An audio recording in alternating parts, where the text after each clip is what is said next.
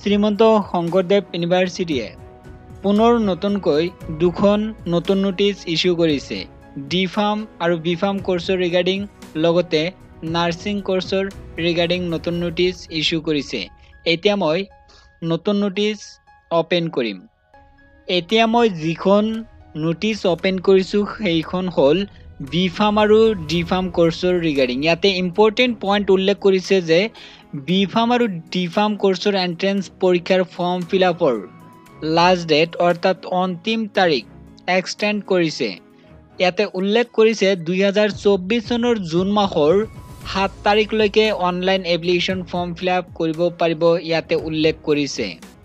পুনৰ জনাই দিব বিচাৰিছোঁ শ্ৰীমন্ত শংকৰদেৱ ইউনিভাৰ্চিটিৰ আণ্ডাৰত ডি ফাৰ্ম আৰু বি ফাৰ্ম কোৰ্ছৰ এন্ট্ৰেন্স পৰীক্ষাৰ ফৰ্ম ফিলআপৰ লাষ্ট ডেট এক্সটেণ্ড কৰিছে। 2024 চনৰ জুন মাহৰ 7 তাৰিখৰ ভিতৰতে এতিয়া ছাত্ৰ ছাত্ৰীয়ে ফৰ্ম ফিলআপ কৰিব পাৰিব। এই সময়ৰ ভিতৰত অৰ্থাৎ এই তাৰিখৰ ভিতৰত ফৰ্ম ফিলআপ কৰি অনলাইন ছাবমিট কৰিব লাগিব। আৰু ইয়াতে ইম্পৰ্টেণ্ট পইণ্ট উল্লেখ কৰিছে ডি ফাৰ্ম আৰু বি ফাৰ্ম কোৰ্ছৰ এন্ট্ৰেন্স পৰীক্ষা হ'ব ইয়াতে উল্লেখ কৰিছে 2024 চনৰ জুন মাহৰ 23 তাৰিখত আৰু এন্ট্ৰেন্স পৰীক্ষাৰ এডমিট কাৰ্ড লাভ কৰিব 2024 চনৰ জুন মাহৰ 15 তাৰিখৰ পৰা। এতিয়া মই 2 নম্বৰ যিখন নোটিছ সেইখন ওপেন কৰিম। বিএসসি নাৰ্ছিং কোৰ্ছৰ ৰিগাৰ্ডিং নতুন নোটিছ আহিছে। ইয়াতে উল্লেখ কৰিছে যে বিএসসি নাৰ্ছিং কোৰ্ছৰ ফৰ্ম ফিলআপ মে মাহৰ 30 তাৰিখত মানে ক্লোজ হৈছে ইয়াতে উল্লেখ কৰিছে।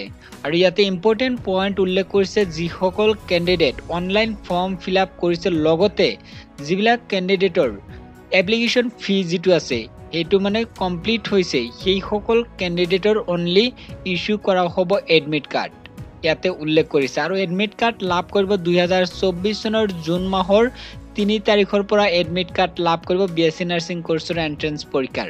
আৰু ইয়াতে উল্লেখ কৰিছে বিএসসি নাৰ্ছিং কোৰ্ছৰ এন্ট্ৰেন্স পৰীক্ষা হ'ব 2024 চনৰ জুন মাহৰ 9 তাৰিখত। এই এন্ট্ৰেন্স পৰীক্ষাৰ এডমিট কাৰ্ড ডাউনলোড কৰিব পাৰিব জুন মাহৰ 3 তাৰিখৰ পৰা আৰু পৰীক্ষা হ'ব জুন মাহৰ 9 তাৰিখত। আৰু এতিয়ালৈকে যদি ডি ফাৰ্ম বি ফাৰ্ম আৰু যদি বিএসসি নাৰ্ছিং কোৰ্ছৰ এন্ট্ৰেন্স পৰীক্ষাৰ ই বুক কিনা নাই তেতিয়াহ'লে এতিয়া কিনিব পাৰিব। লিংক এক্টিভ আছে। এই ভিডিঅ' ডেছক্ৰিপশ্যন বক্সত লিংক পাব। লিংকত ক্লিক কৰি অনলাইন ই বুক পাৰচেছ কৰিব পাৰিব।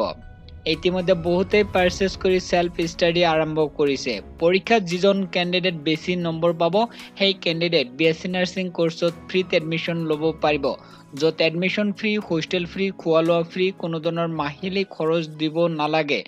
লগতে ইউনিফৰ্ম ফ্ৰী পাব, কিতাপ পত্ৰ ফ্ৰী পাব। এই এন্ট্ৰেন্স পৰীক্ষা দিয়াৰ পিছতে যিটো ফ্ৰী কোৰ্ছৰ ফৰ্ম আহিব সেই ফৰ্মটো ফিলআপ কৰিব লাগিব। এই পৰীক্ষাত নম্বৰ পালেহে সেই ফ্ৰী কোৰ্ছত এডমিশ্যন পাব। আৰু সেই ফ্ৰী কোৰ্ছৰ যেতিয়াই ফৰ্ম আহিব এই চেনেলৰ জৰিয়তে জনাই দিয়া হ'ব। লগতে সেই ফৰ্ম কেনেকৈ ফিলআপ কৰিব লাগে ষ্টেপ বাই ষ্টেপ প্ৰচেছ জনাই দিয়া হ'ব। আৰু ফলাফল ঘোষণা কৰিব কেনেকৈ সেই ৰিজাল্টটো চেক কৰিব লাগে সেই প্ৰচেছটো এই চেনেলৰ জৰিয়তে জনাই দিয়া হ'ব। এতিয়া কাম কৰক এই ভিডিঅ' ডেছক্ৰিপশ্যন বক্সত বিএসসি নাৰ্ছিং কোৰ্ছৰ এন্ট্ৰেন্স পৰীক্ষাৰ ই বুক পাব। যিসকলে কিনা নাই কিনিব পাৰিব বা ডি ফাৰ্ম কোৰ্ছ আৰু বি ফাৰ্ম কোৰ্ছৰ এন্ট্ৰেন্স পৰীক্ষাৰ ই বুক পাই যাব। ভিডিঅ' ডেছক্ৰিপশ্যন বক্সত লিংক দিছোঁ, এতিয়াই চেক কৰক।